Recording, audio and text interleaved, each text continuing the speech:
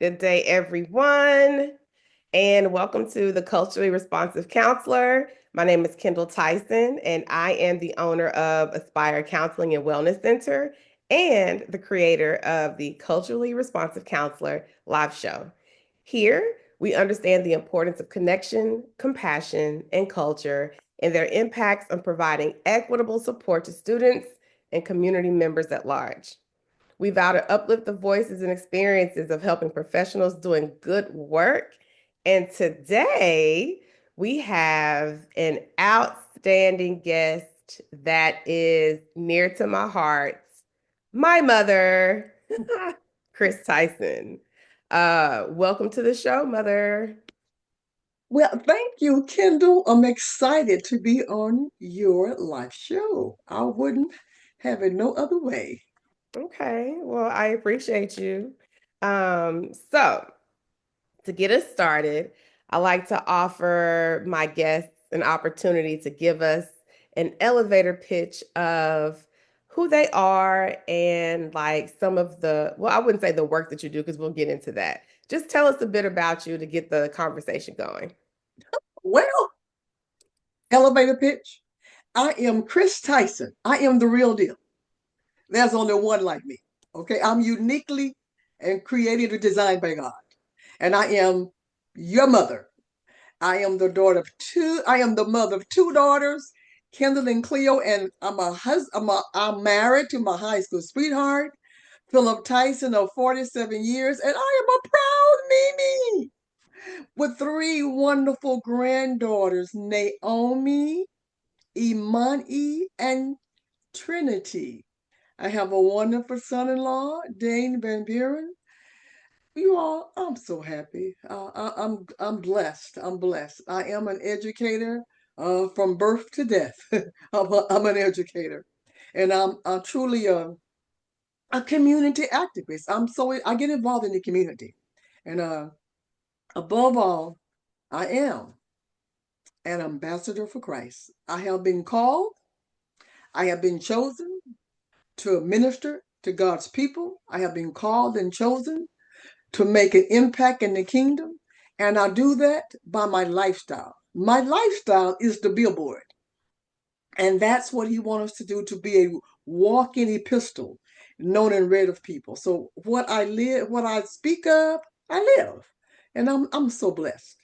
Thank you, mother, for that sounding description of who you are. I would agree with all of it for sure. And one of the major reasons that I asked you to be on the show is because you are a retired professional school counselor.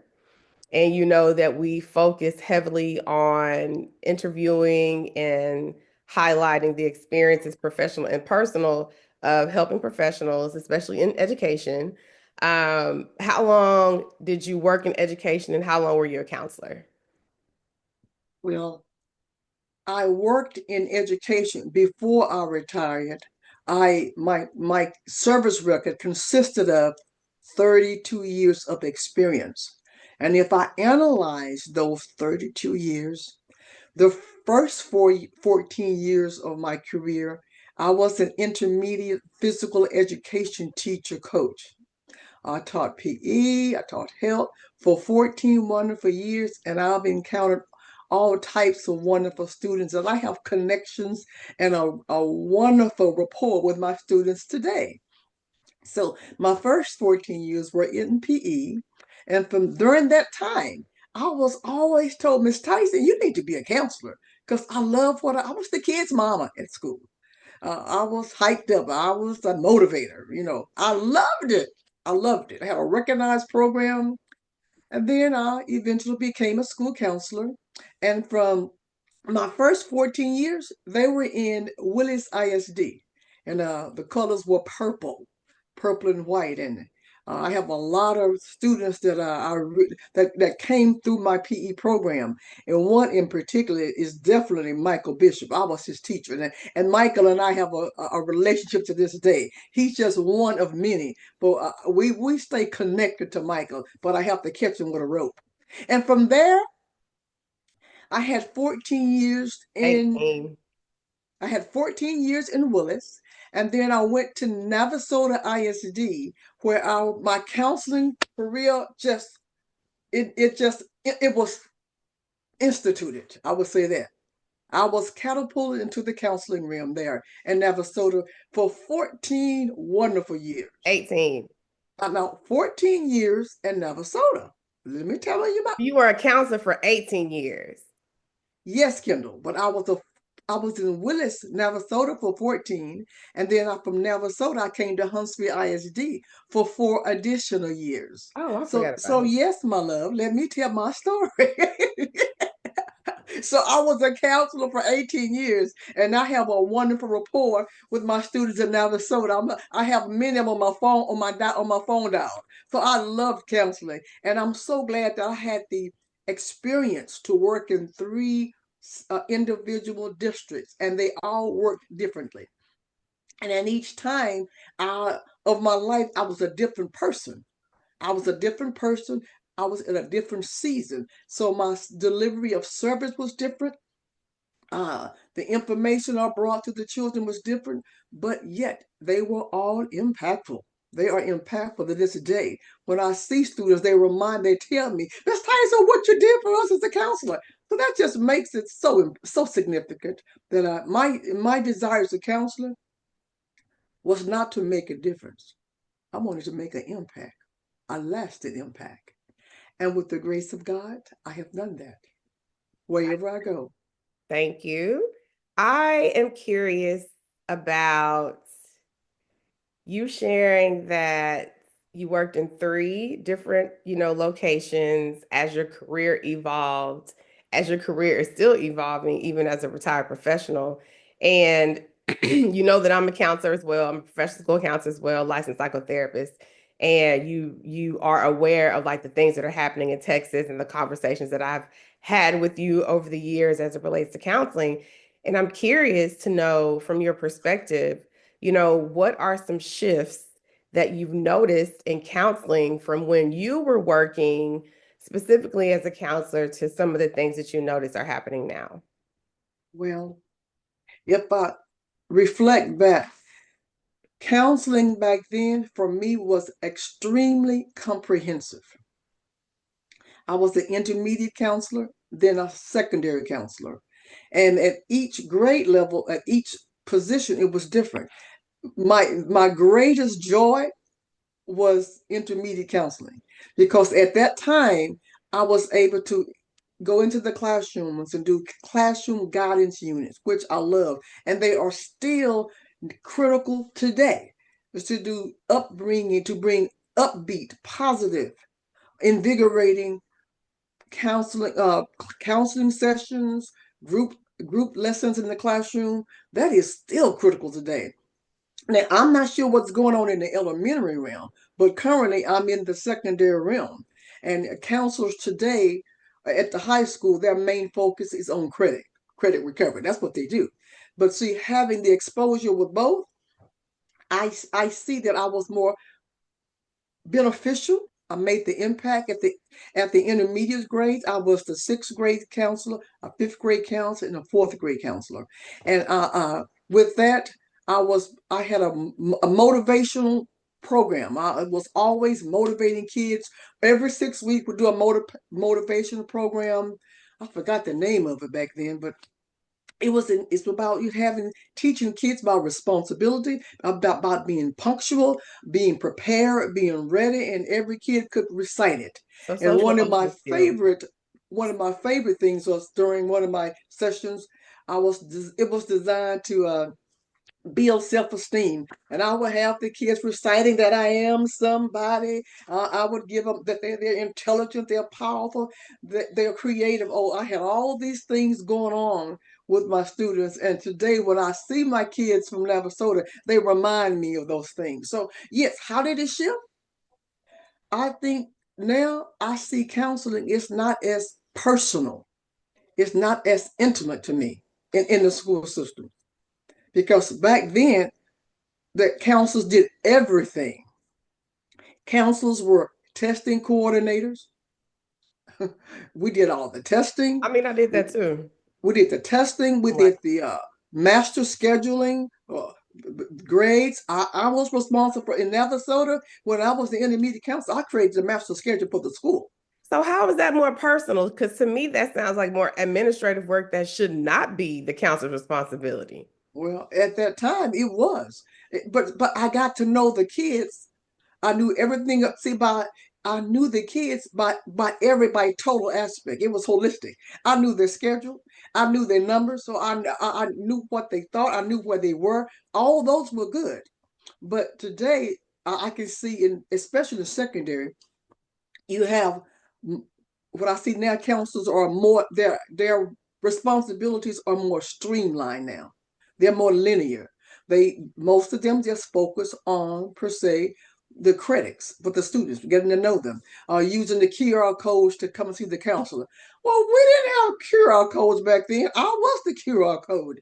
I was everywhere. I was always moving, transitional, and I still believe that counselors need to be what I call turf counseling, be on the kiddos' turf. I was not the kind of counselor that was always in the office. They could find Miss Tyson at the lunch table with the kids. I would be out there on the PE ground, on the playground. If they were there, I was always trying to connect with the students as well as the teacher per se. And so that's the shift that I see. That is not as intimate. Everything is more transactional, and all that's good. But for me, the counselor should be the heart of the school. We got to embrace the heart of a child. When you can tap into that heart, you can teach the mind. Hmm. That counselor has to be the one that can interact with children to break down those cultural barriers and see. They have to see the kid. They have to get the kid. When a student knows, oh, she gets me, then they perform well. You open up a reservoir of possibilities. So I see when you are in the counseling office all the time, I think you miss something with kids. I like to see their interactions. I said, "Oh, John, I saw you." Just use the name John hypothetically. John, I saw you over there in the corner over there. Oh, I saw you just there. You're supposed to be in the class. Go to class, boy. I like stuff like that. I love being in the mix, in the know with kids. That way, you are constantly building relationships, and the kids will trust you I because you appreciate know them. that. So let me, in that vein, we know that how the Department of Education works now, or let's just talk about in Texas, that there are school communities that comprise um, cultures that are very different from the majority of counselors that are in the buildings. They are not the same. And something you just said, you have to care, you have to have a relationship, you have to be present, be visible, take initiative. What would you suggest to counselors that are working in buildings and with students and with cultures other than their own? Like, how would you instruct them to grow in their skill set to be more culturally responsive? Okay. Before I answer that question, I want to reverse. I want to back up and say, I am a semi-retired public school educator. God gave me to serve a greater community. And the counseling role should be a microcosm of that community. Counselors should have an ongoing knowledge and learning of every student. They have every culture because the culture has truly shifted. But in order to be a competent and effective counselor, you have to know the various cultures, the various races. You have to know their norms. You have to know their values. You have to appreciate their differences. If the counselor can't do it, then who will? The Mm, counselor is the heart. mm. The counselor is the soul of the school. And so every child should know who their counselor is, and they should have a very good relationship with their counselor. So with I that said, hold on, I get that, but we know that in reality, that's not always the case, right? oh, We oh, know that absolutely. in reality, there are so many other barriers and lived experiences that impact being able to connect with every child on a deep level. Yes, I think we right? should aspire to that, right? Um, I would say, what can you give us an example in your time, semi-retired, as an education professional, of being able to connect across culture, and how you were able to foster relationships with individuals, students, and parents? Yes, but oftentimes I would create programs that were intentional in developing and having making sure it was multi-ethnic. Especially back then, the gifted and talented program. I made sure the assessment process that I selected was inclusive and it tapped into their knowledge and skills. Another way that I was able to interact with my diverse population, I would attend some of their school functions. I would see them off the school grounds. I would interact with them in the grocery stores. I would go to some of their games. I would come and watch them. See, counseling in its scope has to be beyond the four walls. And so I believe that. So I would oftentimes go visit them. I knew some of their parents. I knew the homes. I knew where they lived. I would pick up the phone. I can call their mother. So I had, or their parents. I had connections with not just with the child, but with the community. I knew many of them's pastor. So I was involved in the whole aspect of the child. But it was intentional for me. That is the type of counselor I wanted to be. I didn't consider myself as mediocre. I always wanted to be an elite counselor, and I believe that I was. And I'm not boasting, but I know the work that I put into it. I know I was intentional and the ongoing training, but I always created programs and activities and outlets where it was always interactive. It was multicultural, so I got to know that that was my standard. When I can recall vividly back then, I had a career day. My career day was indicative of every student that was there. The Wait, which students, school was this in? Was this in I was in Navajo, Eastern Navasota Huntsville? ISD. In Navasota ISD, when I had a that program, when I had career day, all of my I had my little career leaders. They were multi-ethnic. They represented the student. I chose the cream of the crop, but they were multi-ethnic. They were my leaders. I trained them. I let them go. So I consider my office, and they can run the program. And every year it was something they was expected. We'll be having career day. So that was back then. It has to be, every counseling program needs to be student centered, and that should never change. It should be always student centered, working in conjunction with the teachers, and then I would say the parents. But you have to work with the student and the teacher. And the teachers must see the counselor as part of the quasi administrative team. We should not be seen as a threat, but we should be seen as part of the team. We are team approach. We are part of the tribe. We're part of the village. And so oftentimes it has to be the mindset of the individual counselor. Their mindset has to be changed. But I did ask, it was intentional for me to be what I am. I wanted to make sure that I was that type of counselor. But that's some of the shifts. I think right now everything is compass is so specialized, and which is good. I see some aspects of the counseling program being specialized, but I still think when we delineate so many of our responsibilities and they're so linear, you lose the natural love, the natural flow of counseling. It's Hmm. counseling is ongoing. So then I'm gonna disagree with you on that part, I'm right? sure. I'm I am recognizing that maybe in the time that you grew up as a counselor, there weren't as many resources. Right. There was not as much unfolding.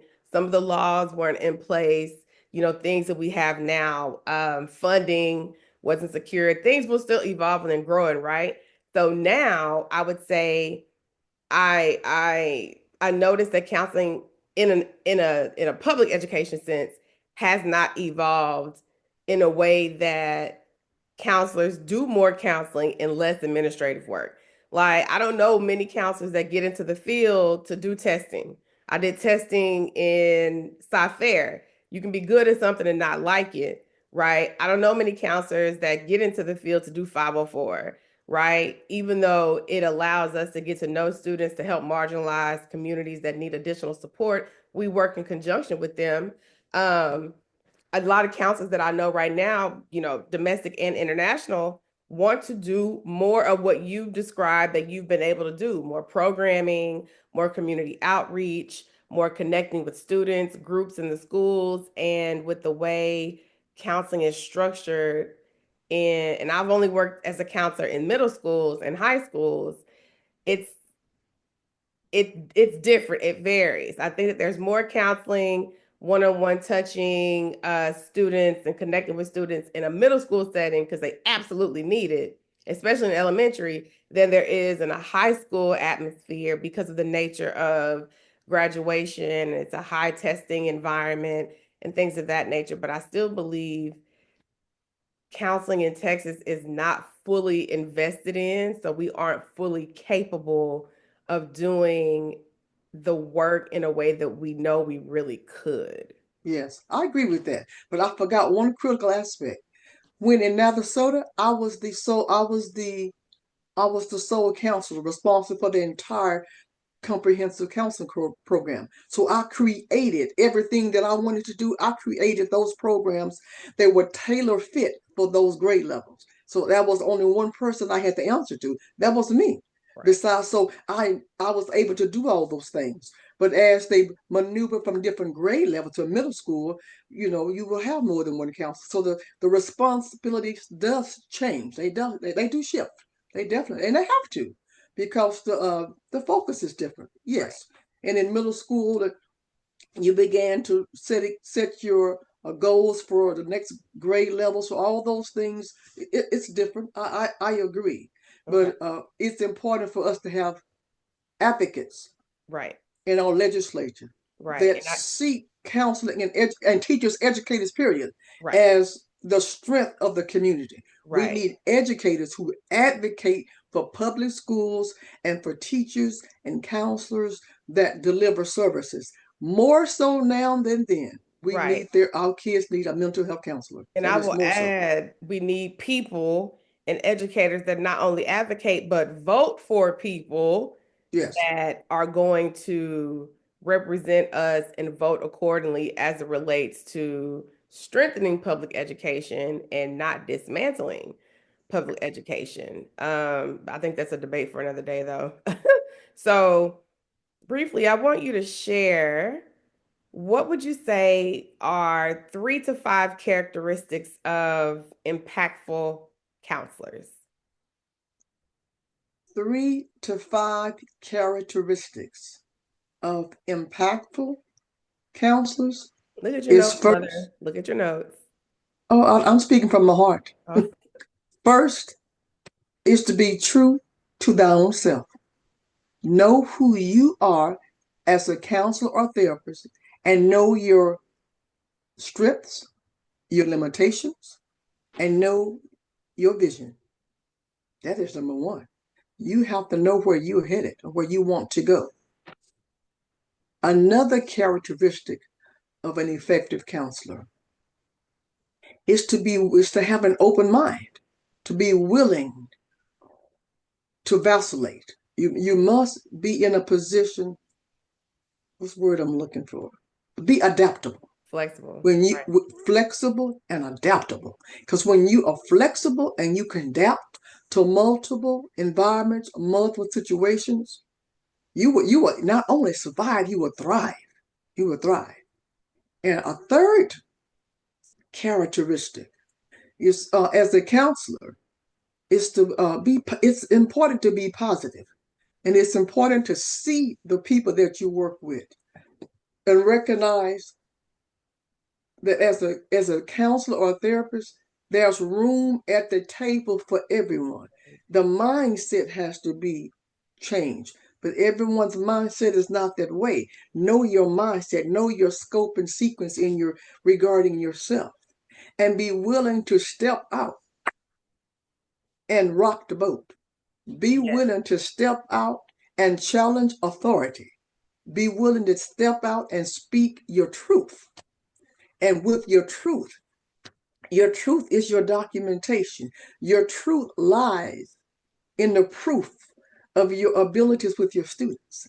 Your proof lies with your interaction and your encounters and relationship with your parents. And that is your background. That is your support system. It's knowing when you can have students that will defend you and your parents, that that's priceless. That's priceless. So it's important to know that. And then as another characteristic is to practice what you preach. As counselors, be what you went to school to be for. If you're not in it for the love of children, get out of the game. If you're not there to give your best to see all children improve and to be All able children, to see all, I all mean all children. children, not just those that are in the limelight. As a counselor, school counselor, it is your duty to be able to tap into that fallow ground, be able to tap into kids' skills to see the potential in the children. You have to be able to have that long vision. You have to be perceptive. These are skills that I think a counselor needs to be perceptive, to be have long vision with your students. Have a scope and a sequence for all of your children, and are true to believe in not leaving any child behind. You don't leave them behind. The military, especially the Marines, will tell you we don't leave nobody behind. We carry everybody with us. So, as educators, especially in particular, counselors and therapists, we don't leave kids behind. You leave them better than they were. Hmm. That is, shall be our goal, to make them better than they were. We can't fix them, but we can enhance their living, their lifestyle. We can enhance their environment. We can strengthen that environment Right. by having resources and things. Right. I appreciate that. I really love, I mean, y'all, again, y'all, this is my mother. I remember going to see her when I would come home from UT in Austin. I would stop in Navasota at the intermediate school, hang out with her a little bit. I didn't spend as much time with you in Huntsville, but I do remember when you were at the alternative school and the level of impact that you and your team, Mr. Bennett, love Mr. Bennett, made with those students at risk Yes, who, to the degree they didn't want to leave the alternative school because they received so much support and care and appreciation, structure. And I think that's one of the things that I appreciate you, not only as my mother, but as a professional, is you really take the opportunity to see children and to, you know, provide and advocate for children. And so, being a culturally responsive counselor, one of the elements is understanding power differential and being willing to advocate, put yourself on the line for the betterment of those who are unable to do that for themselves. I know right now in Texas, they're thinking about removing being culture responsive from like our ethics as, clinicians in the state. And I'm like, it really worries me. It really worries me. So I want to ask you one last question before I get to you sharing with us your newest iteration of your career. Um, if you were talking to administrators in Texas buildings right now as it relates to the importance of competent, equitable, culturally responsive counselors, briefly, what would you share? hmm. I would say to the powers at be, examine the data. The data dictates the need. Examine your accurate data. Hear what your parents and your students are saying.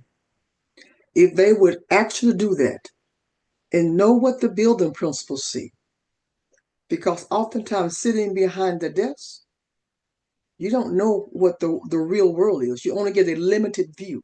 You need a full view, a bird's eye view of what's really real. So I would tell them, look at your data. What does your data indicate? And data dictates the services. Data says we need competent, effective counselors in every aspect of education, elementary, middle school, secondary, collegiate. We need those. Mental health is so critical. It's more critical than it ever have been because there's so much light shine is being shined on the element. Look at the violence in school. The violence in school dictates there is a need for competent, effective cultural counselors. Just look at dictation. Look at the data. Let it be database. Let it be just be observant and well rounded. The proof is in the pudding. And I will speak that in Kindall, oftentimes your mother have stood alone. And I am proud that I did because people say, I'll be there, but you look around, they're not there. So I want to encourage you. If you will embrace that and you love it, go regardless of the risk. Go for it. Be that example because there are many silent supporters that really want to do that, but they do not have the courage. You are my child. So I know we are risk takers. And we are risk takers. We speak our truth. We speak the power, but live it and just be available to help. Mhm. That's important. And and I've also learned as an educator what I would tell. I will let the administrators know. I don't mind writing. I believe in writing truth. I observe people and I observe situations. I take a lot of notes wherever I go. I pay attention to what people say, what they do. And that will be the fuel that I need to get what I want on behalf of the students, Mm. all of the kids. I truly believe that we can save all kids. Now, every child's level of success is different, but I don't believe in leaving a child behind unless they choose to be behind. Some have the mindset they don't want to go. Well, you can't change somebody that doesn't want to go. But I truly believe that nowadays we have to speak truth to power. Teachers, I can recall back in the day, and educators, we were so easily led. But teachers, educators have the power. They don't understand. We have all the power, all the power. If we vote in a collective voice, we have the power. Schools cannot operate effective without public school teachers. And it's a shame what's happening in our public system now. It's just a different way of segregation. They can call it whatever they want. It's a roundabout, but it's a backdoor version of desegregate. They want to segregate. That's all it is. You Yeah. can call it, color it, purple it, whatever, but it's about segregation. We're Right. going backwards. That is the plan to go backward. It's always But been the plan. it was always the plan for segregation. But we are better together because the world that we live in is multi-ethnic and it will not change. Right. It is multi-ethnic. And I'm proud to be, you know, I'm proud to be an African American educator because students don't see me as a black Miss Tyson. They just see me as Miss Tyson. They see me as a person that loves them, that care. But see, it's important to know what kids think about you, say behind your back. Kids know. They Mhm. know what they see. So that's important. And as you were saying, as I told you, I'm gonna see my retired because now I am a substitute teacher. Oh, and I love it. I love substituting. I get a chance to see so many kids, the teachers, to work with the teachers, to work with the administrators. This is the second part of my career. It's ongoing. Yeah. Once an educator, always an educator. So, Once a counselor, retired or not, it's part of my DNA and it's part of your DNA. okay, Mother. So, in that vein, let us know what project you are currently working on. And my book is in my room, so you cannot go get it. Whew, the project that I'm currently working on is promoting my first book, my first brainchild. It is entitled In Due Time. And be thanks for your assistance because you gave me the outline. Mother, you need to do this, you need to do this. You all, please listen. My child is so far above me. I said, hold on, darling, you're taking me too fast. But she's very structured. Her mind works, it's very structured. So you are partly responsible for that book getting published. But I'm so proud of the product that is finished now. It's out there, and I want to encourage everyone that's under the sound of my voice that's watching this podcast to please take the time, go see what it's all about. And where can they find it? You can find my book in print and on the Kindle version in Amazon.com under Christine Tyson or Chris Tyson, whichever. I don't know, whatever his name, but under Chris Tyson, look for the title In Due Time. And that's Because that, that's NDUE time. oh yeah, yes, NDUE. The D is for don't underestimate the timing of God. D, don't you underestimate the timing of God. Don't underestimate it. God's timing was perfect. And it took me a while to get to this point. I've been writing for over 2 years, and this just to get to this point. But yes, in due time. Everything that we do has a specific timing. And it was my time for this book to be published to the public in 2025. It's been in process. So understand everything is a process, but timing is important. And there's one critical thing I learned in developing this book: patience. Woo! You have to be patient through the process because there were days my brain, I didn't get any information. I had to pray a lot. Lord, what is I supposed to be saying? Sometimes nothing came to my brain. So I have to be patient.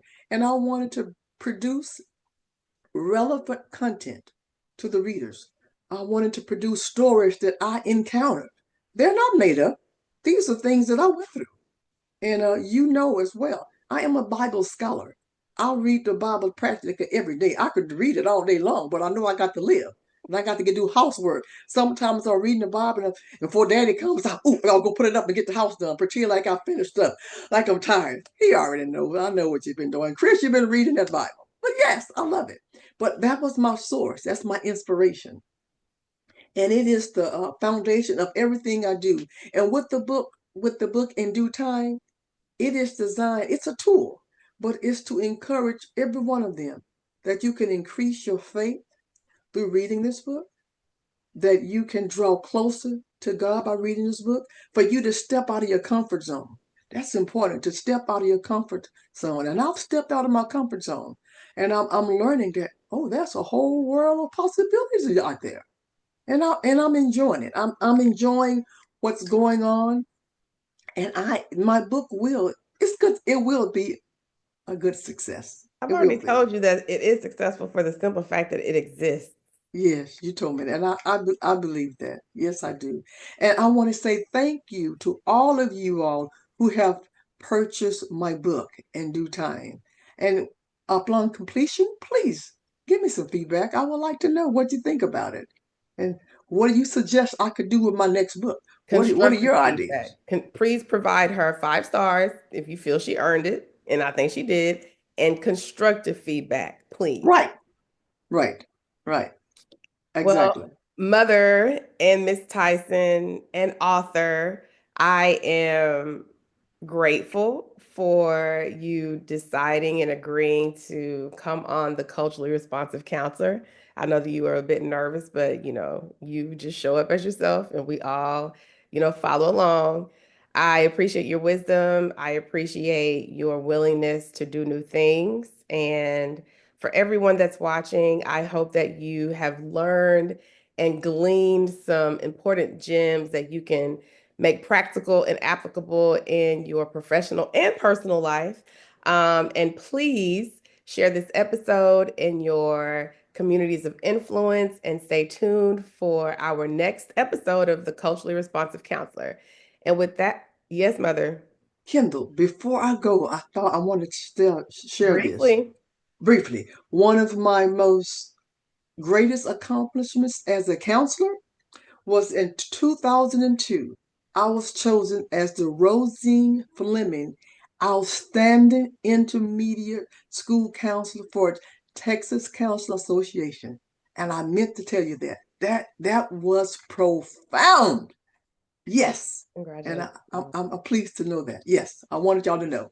Thank you Thank for you. sharing that with us.